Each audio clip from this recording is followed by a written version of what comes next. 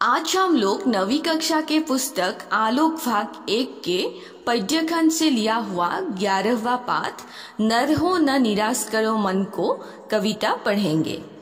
प्रस्तुत कविता का लेखक राष्ट्रकवि मैथिली शरण गुप्त जी है। हिंदी साहित्य के आधुनिक कालीन कवियों में गुप्त जी सबसे लोकप्रिय कवि रहे हैं। सबसे पहले आप लोग पूरी कविता एक बार सुनिए। कविता का शीर्षक है नर हो न निराश करो मन को।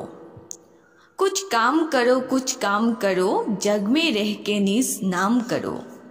यह जन्म हुआ किसी अर्थ अहो, समझो जिसमें यह व्यर्थ ना हो। कुछ तो उपयोग करो तन को, नर हो न निराश करो मन को। संभलो कि सुयुग ना जाए चला, कब व्यर्थ हुआ सदुपाय भला। समझो जग को न नीरा सपना, पथ अपना प्रशस्त करो अपना। अखिलेश्वर है अवलंबन को, नर हो न निराश करो मन को। जब प्राप्त तुम्हें सब तत्व यहाँ, फिर जा सकता वह सत्य कहा। तुम सत्य सुधा रस पान करो, उठ के अमरत्व विधान करो। दव रूप रहो भव कानन को, नर हो न निराश करो मन को।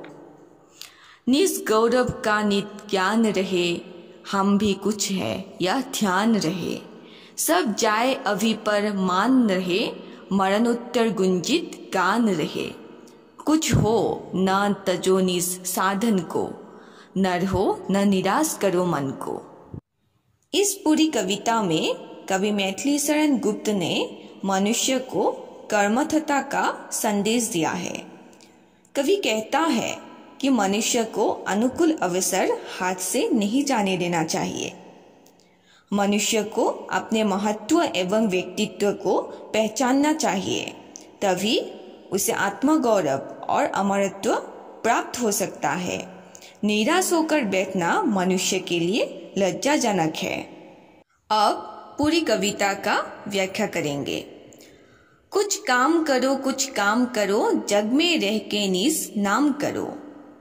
कवि कहते हैं कि तुम कुछ ऐसा काम करो जिससे जग में तुम्हारा नाम हो।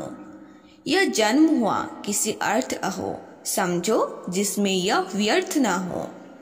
कवि कहते हैं कि अपने जन्म का या अपने जीवन का एक उद्देश्य निकालो और अपने उद्देश्य को समझो और जीवन को व्यर्थ मत जाने दो।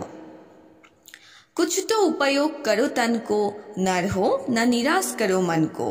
कवि फिर से कहते हैं कि अपने जीवन को या अपने शरीर को ऐसा बनाओ कि उससे अपने उद्देश्य को आसानी से प्राप्त कर सको और मनुष्य होकर अपने मन को निराश मत होने दो, नहीं तो तुम जीवन में आगे नहीं बढ़ पाओगे। संभलो कि सुयुग न जाए चला, कब व्यर्थ हुआ सदुपाय भला। यह कवि कहते हैं कि हमें अनुकूल अवसर को हाथ से नहीं जाने देना चाहिए। अपने उद्देश्य को समझो और जीवन को व्यर्थ मत जाने दो। समझो जग को न नीरा सपना, पथ आप प्रशस्त करो अपना। तुम्हारे जीवन का जो उद्देश्य है उसे ही तुम अपना एकमात्र सपना समझो। इस उद्देश्य के लिए एक ऐसा पथ बनाओ जिससे यह सफल बन सके। अखिलेश्वर है अवलंबन को, नर हो न निराश करो मन को। ईश्वर का नाम लेकर अपने उद्देश्य के लिए तुम आगे बढ़ो तो यह कभी भी व्यर्थ नहीं जाएगा, क्योंकि ईश्वर तुम्हारा हमेशा साथ देगा। मनुष्य हो तुम, इसीलिए मन को निराश करके मत बैठो। जब प्राप्त तुम्हें सब तत्व यहाँ, फिर जा सकता वह सत्य कहा। अर्थात यह कवि कहते हैं कि जब तुम्हें सभी तत्व जीवन में मिल ही गया है तो यह सार कहाँ चला जाएगा, कुछ भी कहीं भी नहीं चला जाएगा, सब तुम्हारे पास ही है।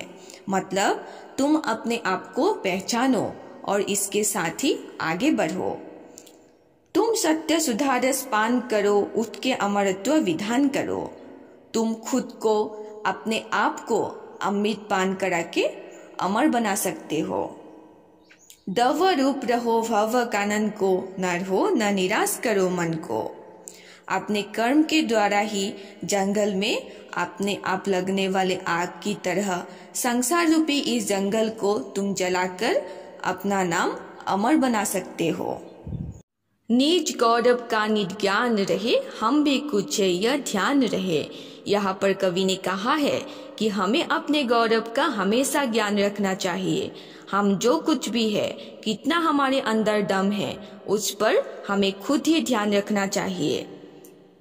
सब जाए अभी परमान रहे, मरण उत्तर गुंजित गान रहे।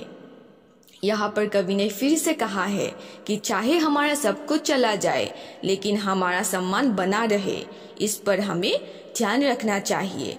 तभी मरने के बाद भी हमारा नाम गुंजित होता रहेगा, लोग हमें हमेशा याद रखेंगे।